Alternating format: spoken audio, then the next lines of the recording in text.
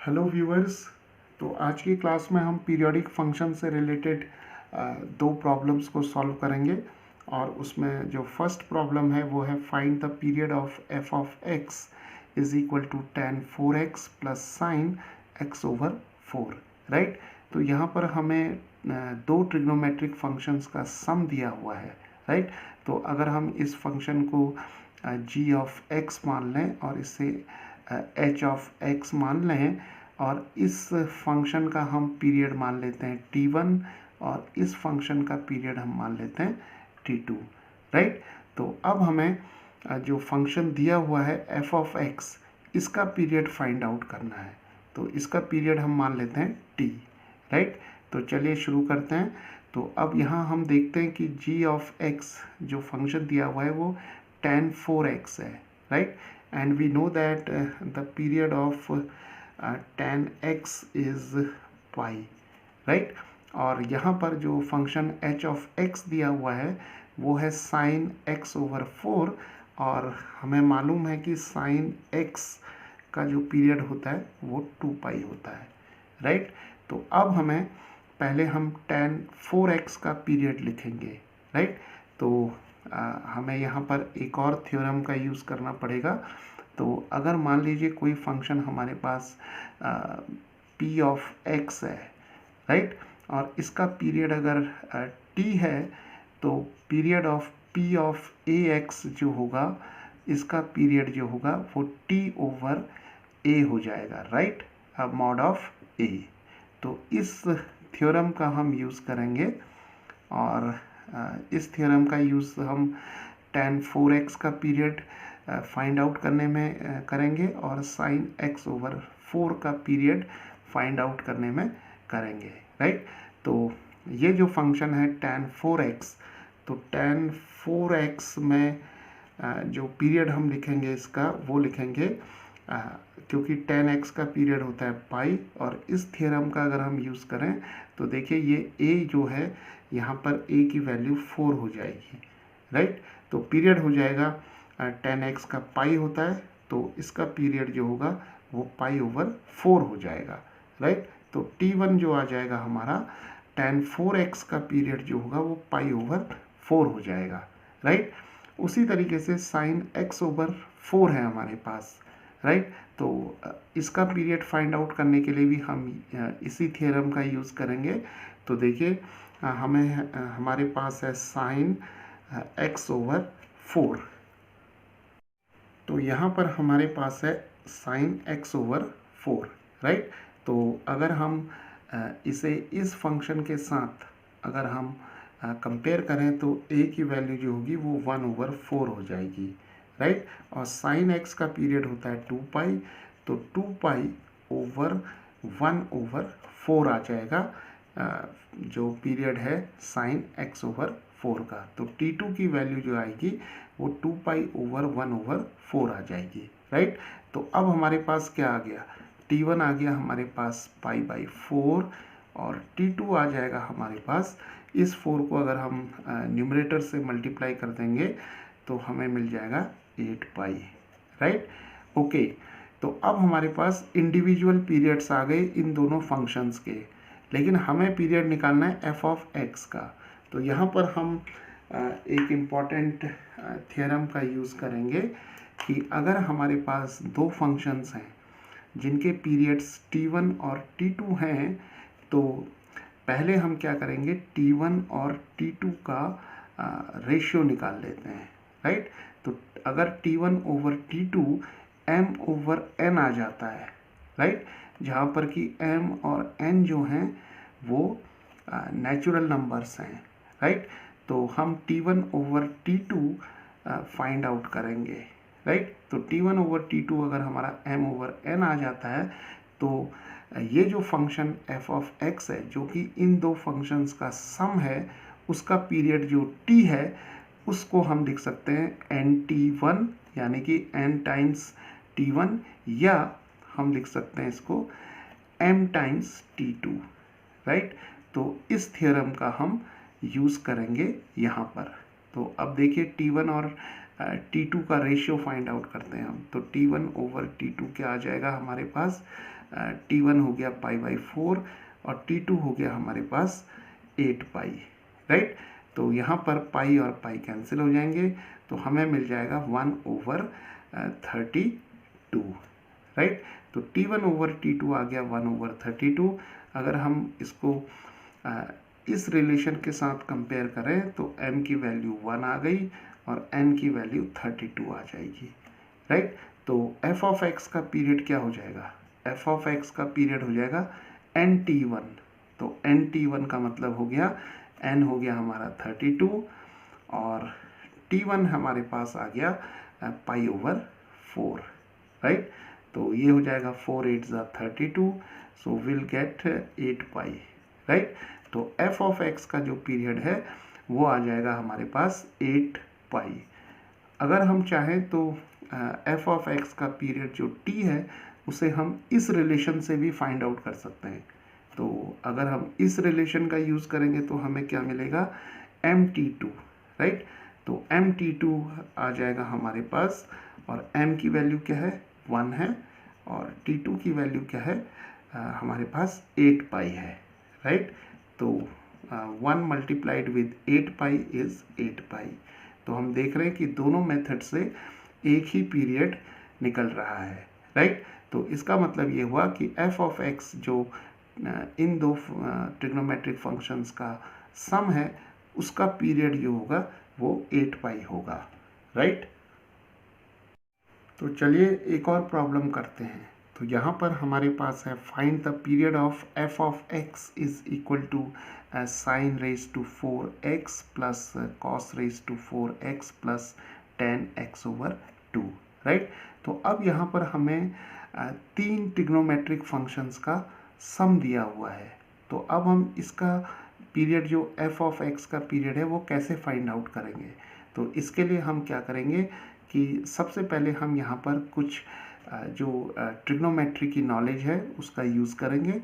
तो यहाँ पर हम देख रहे हैं कि ये जो दो टर्म्स हैं ये पावर के फॉर्म में दी हुई हैं, राइट। तो सबसे पहले हम पीरियड फाइंड आउट करने से पहले इस टर्म को हम सॉल्व कर लेंगे या सिंप्लीफाई कर लेंगे, राइट। तो चलिए पहले हम इसे सिंप्लीफाई कर लेते हैं इस फंक्शन को। तो f ऑफ x आ जाएगा हमारा sine raise to 4x plus cos raise to 4x को हम लिख सकते हैं sine square x plus cos square x whole square, और ये a प्लस बी का होल स्क्वायर बन गया, राइट।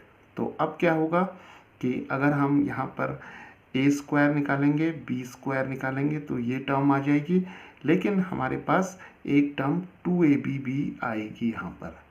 तो इस 2ab को कैंसिल करने के लिए हम यहाँ माइनस लिखेंगे और 2 sign square x cos square x लिख लेंगे, राइट। और ये वाली टर्म को हम एज सच रखेंगे, राइट। तो अब हमारे पास f ऑफ x को सिंप्लीफाई करके ये हमारे पास एक्सप्रेशन आ गया।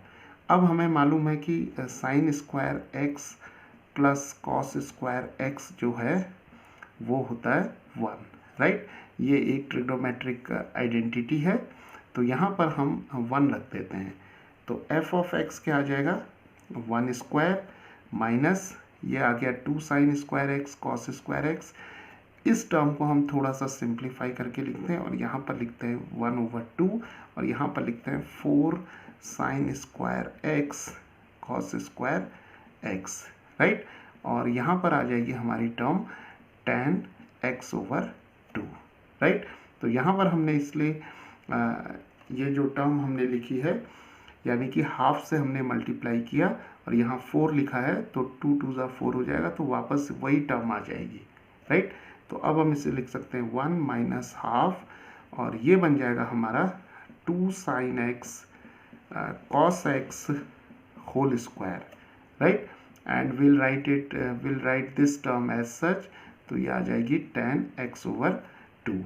तो अब हम इसे लिख सकते हैं 1 माइनस हाफ और 2 साइन x कॉस x जो होगा वो हो जाएगा हमारा cos sine 2x, right. Sign 2x का फॉर्मूला बन जाएगा ये।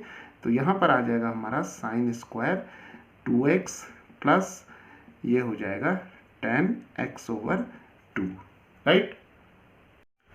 अब हम यहाँ पर देख रहे हैं कि हमारे पास वापस एक टर्म जो आ गई है, फिर से स्क्वायर में आ गई है टर्म, राइट, यानी कि पावर में आ गई है। तो अब हम इस टर्म को फिर से सिंप्लीफाई करेंगे। तो सिंप्लीफाई करने के लिए हम क्या करेंगे, हम यहाँ पर cos 2 थीटा का फॉर्मूला यूज़ करेंगे। तो cos 2 थीटा हो जाएगा 1 - 2 sin स्क्वायर थीटा, राइट। अब अगर हम थीटा को रिप्लेस कर दें 2x से, तो हमें क्या मिल जाएगा, cos 4x, यहाँ पर थीटा 2x रखेंगे तो cos 4x आ जाएगा, और यहाँ आ जाएगा 1 - 2 sin स्क्वायर 2x, राइट। तो अब हम इसे लिख सकते हैं sin square 2x is equal to 1 - cos 4x divided by 2, right. तो अब sin स्क्वायर 2x की वैल्यू जो होगी हम ये रखेंगे यहाँ पर। तो हमारे पास f ऑफ x क्या आ जाएगा, 1 - हाफ, और sin स्क्वायर 2x की जगह आ जाएगा 1 - cos 4x/2 plus 10x/2, right. तो चलिए इसे फिर सिंप्लीफाई करते हैं। तो ये आ जाएगा 1 माइनस, यहाँ पर आ जाएगा हमारे पास 1 - cos 4x/4, और यहाँ पर आ जाएगा 10x/2, राइट। तो चलिए इसे थोड़ा और ठीक करते हैं। तो यहाँ पर हम लिख सकते हैं इसे 1 - 1/4 plus 1/4 cos 4x plus 10x/2, right. तो इसे अब हम थोड़ा सा और सिंप्लीफाई करते हैं। तो ये आ जाएगा आपका 4 × 1 = 4 - 1 3/4 plus 1/4 cos 4x plus 10x/2, right. तो अब हमारे पास जो f ऑफ x जो ओरिजिनल फंक्शन था उसे सिंप्लीफाई करके हमने इस फॉर्म में लिख लिया है, राइट। तो अब हम यहाँ पर क्या करेंगे कि जो cos 4x आ गया हमारे पास, और 10x/2 तो हमें पहले से दिया हुआ था। तो अब हम क्या करेंगे कि cos 4x का पीरियड हम मान लेते हैं t1, राइट, और 10x/2 का पीरियड हम मान लेते हैं t2, राइट। तो t1 क्या आ जाएगा, तो cos x का पीरियड जो होता है वो होता है 2π, राइट, और tan x का पीरियड जो होता है वो होता है पाई, राइट। तो cos 4x का पीरियड जो होगा वो t1 ले रहे हैं हम, तो t1 आ जाएगा आपका 2π/4, राइट। और t2 क्या आ जाएगा हमारे पास, t2 आ जाएगा जो कि 10x/2 का पीरियड है, ये आ जाएगा π/½ राइट, क्योंकि यहाँ x का कोफिशिएंट हाफ है। और हम यहाँ पर वही रूल यूज़ कर रहे हैं कि अगर हमारे पास p ऑफ ax है और px का जो पीरियड है वो अगर t होता है, तो p ऑफ ax का पीरियड जो होगा t/mod a हो जाएगा, राइट। तो यहाँ पर a की वैल्यू 4 हो जाएगी, और यहाँ पर a की वैल्यू जो होगी वो 1/2 हो जाएगी, राइट। तो ये आ जाएगा आपका π/2, यहाँ सिंप्लीफाई कर लेंगे, और यहाँ पर आ जाएगा आपका 2π, राइट। तो अब हमारे पास t1 आ गया π/2, t2 आ गया 2π। तो अब हम यहाँ पर वापस जो अभी हमने थ्योरम देखी थी वही थ्योरम का यूज़ करेंगे। तो t1/t2 इज इक्वल टू, अगर m/n है, तो जो ये फंक्शन है f ऑफ x जिसका पीरियड हम t मान रहे हैं, राइट, और cos 4x का पीरियड t1 मान रहे हैं, और 10x/2 का पीरियड हम t2 मान रहे हैं। तो जो t की वैल्यू होगी वो आ जाएगी यहाँ से nt1, या हमारे पास t आ जाएगा mt2, राइट। तो चलिए t1/t2 निकालते हैं। तो यहाँ पर t1/t2 क्या आ जाएगा, t1 है हमारा π/2 और t2 है हमारा 2π, राइट। तो पाई और पाई कैंसिल हो गए, तो हमारे पास आ गया 1/4।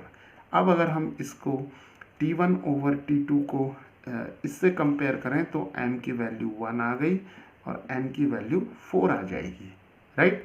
तो f ऑफ x का जो पीरियड t है, t की वैल्यू आ गई nt1, राइट, nt1। तो t आ जाएगा n हो जाएगा हमारे पास 4, तो यहाँ पर 4 टाइम्स t1 हो जाएगा। तो t1 क्या आ जाएगा हमारे पास π/2, राइट। तो यहाँ पर 2 से 2 कैंसिल हो गया, यहाँ 2 2 ज़ा 4, तो ये 2π आ जाएगा, राइट। तो f ऑफ x का पीरियड जो हो जाएगा वो 2π हो जाएगा।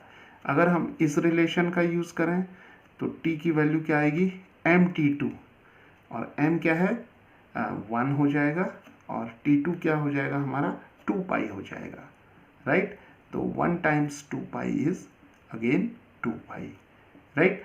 तो यहाँ से भी हमें f ऑफ x का जो पीरियड है t, उसकी वैल्यू 2π मिलेगी, राइट। तो f ऑफ x जो कि हमें इस फंक्शन के द्वारा दिया जा रहा है, यानी कि f of x is sin raise to 4x plus cos raise to 4x plus tan x/2 है, इसका पीरियड जो होगा वो 2π होगा। चलिए एक और प्रॉब्लम यहाँ पर सॉल्व करते हैं। तो यहाँ पर हमें दिया हुआ है find the period of f of x, और f ऑफ x हमें दिया हुआ है 3 sin πx/3 plus 4 cos πx/4, right. तो यहाँ पर हम मान लेते हैं कि f ऑफ x का पीरियड t है और sin πx/3 का पीरियड है t1 और cos πx/4 का पीरियड है t2, राइट। तो चलिए पहले हम t1 की वैल्यू फाइंड आउट करते हैं। तो साइन का पीरियड क्या होता है, साइन का पीरियड होता है हमारा 2π, राइट, और कॉस का पीरियड भी क्या होता है 2π हो जाएगा, राइट।